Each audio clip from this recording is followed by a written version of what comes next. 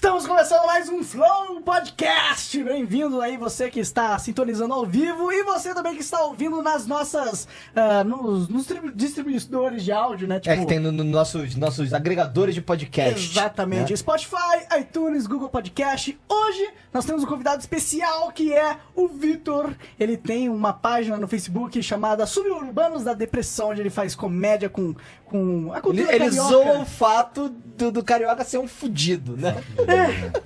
Tem que rir pra não chorar, né? Não é uma parada assim? A gente tem que o subu... Acho bonitinho quando ele falou suburbanos. Os suburbanos, eles são escrotizados ao longo da história, né?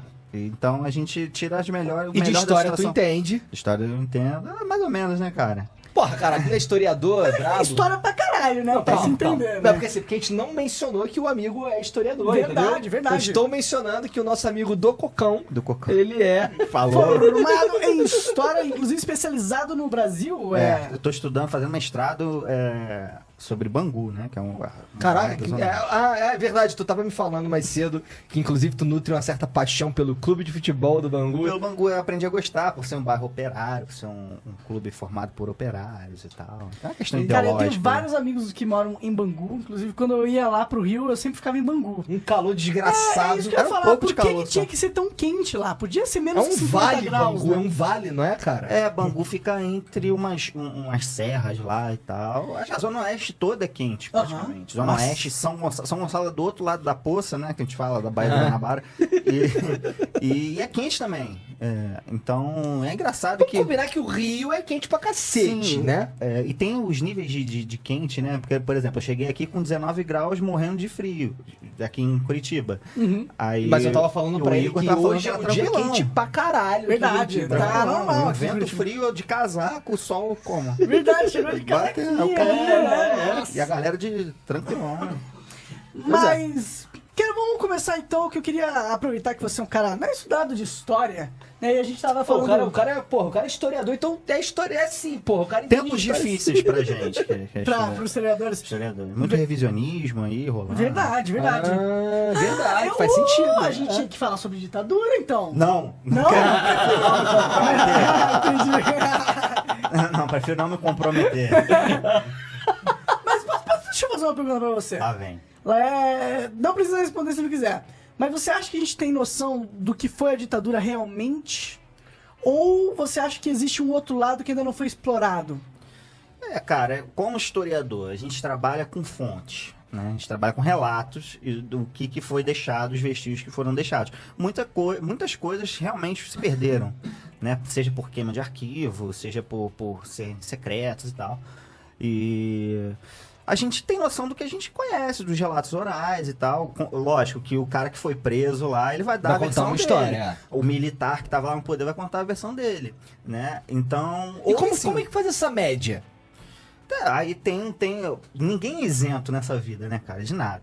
Né? Então vai depender muito do seu olhar, né? A metade da minha família é militar. O meu tio acha que foi tranquilão. Né? Eu vejo que existe essa divisão, né? Tem uma galera que fala que foi ok e tem uma galera que fala que foi o pior momento da história brasileira. Sim. Mas eu percebo que, assim, independente da visão, cara, as coisas que uma ditadura militar podem propiciar, por exemplo, coisas que a ditadura militar habilita, tipo, falta de liberdade de expressão, coisas desse tipo, assim, isso é algo que simplesmente não tem que... A gente não pode permitir que seja possível, me parece. Sim. Relativizar isso. Claro, e eu acho que ditadura não é um meio de governança que eu quero pra nenhum país. Exatamente. Muito menos pro meu. Não faz muito sentido você defender a ditadura, porque a ditadura não vai te defender. De nenhum viés ideológico, né, cara? De nenhum viés ideológico. Nenhum deles. Sim, Todo extremo é uma merda. Sim. Né? Mas será que não existe uma classe militar aí que não necessariamente tem que carregar o fardo da ditadura nas costas, mas tem carregado durante muito tempo e agora tá tentando se libertar? Não sei se tem, mas eu vejo que existe uma visão com os militares no Brasil de, eles fizeram merda no passado, tá ligado? Será, cara? Eu não percebo isso. O exército brasileiro é, meio sucateado, por exemplo. A gente realmente não tem um investimento pra ser um exército de ponta. Mas eu fico pensando, assim, eu servi né? E eu Você sei... mesmo, Então, exatamente, eu tenho ideia de como funciona ali, pelo menos no quartel que eu servi, que era... Eu servi no Forte do Leme. Então, assim, por servir no Forte do Leme, eu já tinha um pouco de privilégio, porque eu não servia na cidade, na Vila Militar, e lá o bagulho é doido. Lá a gente sabia que o cara que servia na Vila Militar, o bagulho é doido. Principalmente os PQD, não sei o que lá, o bagulho é doido. Então, E assim, era de lá que saíram as bênçãos, né, desse período aí de ditadura. As bênçãos? É, as bênçãos. entendi. O que é Ben? Ben não... Não, pô, foi de lá, a Vila Militar, ela foi basicamente um QG Durante do a Rio de ditadura? Janeiro. Os Ah. apoiadores da ditadura, né, os empresários, a gente fala ditadura militar, mas não é ditadura militar, foi ditadura civil-militar, Aham. né? Isso eu acho algo muito importante, Sim. inclusive, falar pra galera. Os empresários que apoiavam essa intervenção e tudo, muitos aqui no Rio de Janeiro iam na Vila Militar para falar com os generais e tal. A ditadura militar não aconteceu unilateralmente pelos militares, né? Houve um apoio da elite. Pelo das menos. elites, né? Porque se não existisse... Houve um apoio, porra, internacional também. Também. Ou tô falando Né, a gente merda? não pode esquecer da conjuntura, né? Sim. A década de 60 tava bombando, Guerra Sim, Fria, sim. né? A União Soviética, total. Estados Unidos lá brigando, e os Estados Unidos, porra, não ia permitir um país... Já Tão tinha grande, Cuba ali, é. né? Nas portas ali Sim, da sim. Flórida, né? E, porra, o Brasil, o tamanho do Brasil, o cara não ia permitir que a Seu União inimigo Soviética... imenso. né, no quintal dos Estados Unidos. Mas existia, será, esse risco? Melhor ainda, você acha que existe um risco? Eu acho um pouco de histeria. Era isso que eu ia perguntar, cara. Não, eu tô pensando, veja, eu acho um pouco de histeria falar que a gente... qual é o risco de viver uma ditadura militar no Brasil em 2018? Hoje em dia, sim. Me parece algo muito hoje- louco, viajado, e de quem realmente tá preparado pra lutar contra, sei lá, Bolsonaro, para dar nome aos bois, a qualquer custo. Não me parece algo possível, uma ditadura em 2018 no Brasil. Não, nem os militares querem, cara. Exato, Nem não os faz nenhum militares sentido, querem. né? Nem os militares. Eu digo porque, assim, como eu disse, parte da minha família é militar, né? E conheço muitos, tive professores militares na própria faculdade de História e tal. E eles sempre disseram, não, hoje em dia a gente não quer mais se meter nisso, né?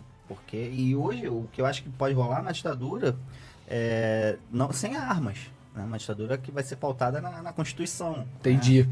Pode ser uma coisa descanetada e tudo. Mas como que uma ditadura pautada na Constituição, né? Porque a Constituição é a carta fundamental da nossa sociedade, né? Sim, não, eu digo assim, de Constituição vai ser assim, uma coisa que vai ter um verniz democrático, né? Pra dar palco pra algumas coisas impostas. Você acha que entendi. Você acha Né? que... Vai ser um desmonte. Mas é difícil. Não sei, cara, não posso... Porque, veja, porque tem que passar as coisas pra acontecerem, pra se tornarem realidade, eu imagino que tem muita gente que tem que autorizar, não? Tipo, senadores, deputados. A gente tá falando de Brasil, né, cara? Mas... A gente tá falando de Brasil. Porque, assim, como o monarca... Interesses escrotos.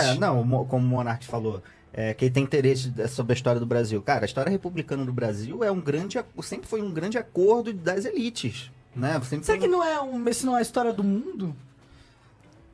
Alguns países, eles conseguiram reverter essa questão. Oligarquia, oligárquica. Porque o Brasil é uma derrubar essas oligarquia, coisas. né? Sempre foi. Então, Eu não sei, eu não sei se sempre foi. Você é um historiador, tá me dizendo isso, eu tendo a concordar com você. Sim. Mas será que sempre foi? Mas será que na época, sei lá, de Getúlio Vargas, todo mundo fala que Getúlio Vargas é um puta presidente foda. Não, o Getúlio, ele subverteu uma ordem ali, né? A ordem dessa política dos governadores que começou lá com Campos Salles, né? No final do século XIX. E o Getúlio, ele industrializou o Brasil. Ele começou a industrialização. Senão o Brasil continuaria sendo uma fazenda enorme, mais do que ainda é. Né? Né? Se bem que é um pouco nosso papel no mundo, né? O celeiro do mundo. O Getúlio, ele teve um papel importante, mas ele também era um grande latifundiário. A gente pode esquecer isso. Ninguém é 100%, né? E ali, desde a proclamação foi um golpe, né? Os caras chegaram lá, deram um papel pro Dom Pedro II e falaram, você tá fora agora. Agora é nosso. Agora é nossa. Aí, a República só foi se estabilizar mesmo ali no primeiro momento, na primeira década ali, depois de 9 anos de República, né? Porque teve uma briga de positivista, briga de liberal, briga de de galera mais ditadora e tal, Floriano, Deodoro, a ala do Floriano, do Deodoro e tal. Aí o Campos Salles que foi lá, chegou e coordenou a galera lá, fez a chamada política dos governadores, né? Fez o pacto lá com os coronéis locais. E você acha que foi a melhor saída? Você acha que esse foi a melhor saída possível naquele momento? A melhor não foi, né, cara? Nunca porque é também, você né? deu poderes a quem já tinha sempre poder, né? Que eram os coronéis, os locais, né? Que sempre tiveram poderes desde a colônia, né? Que não tinham Na mais verdade, será coronéis. que não é porque eles tinham porque eles detinham um certo poder que eles tiveram a capacidade de estar na liderança pra fazer uma mudança social, mesmo que seja através de um golpe, entendeu? Tipo, eles tinham a força no momento pra causar essa mudança. Eles eram os agentes políticos e tinham essa energia no Foi momento. positivo isso? Na tua visão? Não, mesmo porque não teve nenhum impacto social. Teve impacto social para eles, né? A chegada da República, Entendi. tanto é que tem um historiador chamado Nicolau Savicenko que ele fala que o próprio José Murilo de Carvalho, que são dois clássicos assim da historiografia desse período, eles falam que a República trouxe tudo o que de imoral tinha, né? Trouxe a jogatina, trouxe a prostituição, tudo, porque o Império Só pregava... coisa boa. Não, imoral, assim, né? Porque o Império pregava muita moralidade, aquela questão de tradição Entendi. e tudo. A chegada da Apesar República... de ser podre pra caralho, né? Vagabundo com amante, com cara, túnelzinho pra transar com os outros, com a mulher dos outros, né? Pedrão, né? Isso, o cara era bravo, irmão. O cara bagunçou Não, geral. aí a monarquia tinha muito disso, né? De moralismo, tradição, aquela toda pompa de um império. E a República trouxe os novos ricos, né? Porque os primeiros momentos da República, Rui Barbosa encheu a praça do país, encheu o país de grana. Então surgiram novos ricos. Começou o jogo do bicho, como eu falei, outros tipos de jogos, prostituição, cafetinagem, especulação imobiliária. Né? Um dos casos clássicos de expansão dessa especulação imobiliária foi as reformas de Pereira Passos. Né? Lá você não é do Rio, você não sabe, mas deve ter estudado isso na escola. Mais ou menos. Já faz tanto tempo, Faz né? tanto tempo, eu não era um aluno muito que bom. ele reformulou o Rio, ele derrubou a cidade velha e tudo, abriu grandes vias e tal. Você acha que o Rio pode ser o lixo que é por causa dessa porra, do impacto disso tudo? Não é um lixo, cara. Não é um lixo, é sim. Tá. Mas Não é que o Rio é um lixo, mas com certeza o Rio é um lugar onde muita coisa errada acontece e é visível, né? Mas é porque o Rio tem uma caixa de ressonância, tem uma historiadora que fala isso, a Gislene Neder, que fala que o Rio é uma caixa de ressonância do Brasil. Porque é mesmo. Sim, Inclusive sempre foi. do ponto de vista linguístico, quando as pessoas estudam português brasileiro, elas estudam a variante do Rio de Janeiro porque é o concentrado de todo o Brasil. Sim. Tá ligado? Então faz sentido isso que você tá falando Será mesmo. que é porque lá era a capital antigamente? A gente tem que lembrar que o Rio de Janeiro foi, em 1763, capital da América Portuguesa, né? Depois do descobrimento das minas. Por facilitação de escoamento do ouro e tudo. Por ser uma cidade portuária e tal. Sim, porque o ouro era escoado por Paraty, ou senão tinha que ir pra Bahia e Entendi. tal. Aí tinha pra decidir, né, melhor. Depois virou sede da vinda da família real, né, das invasões napoleônicas. Depois virou capital do Império,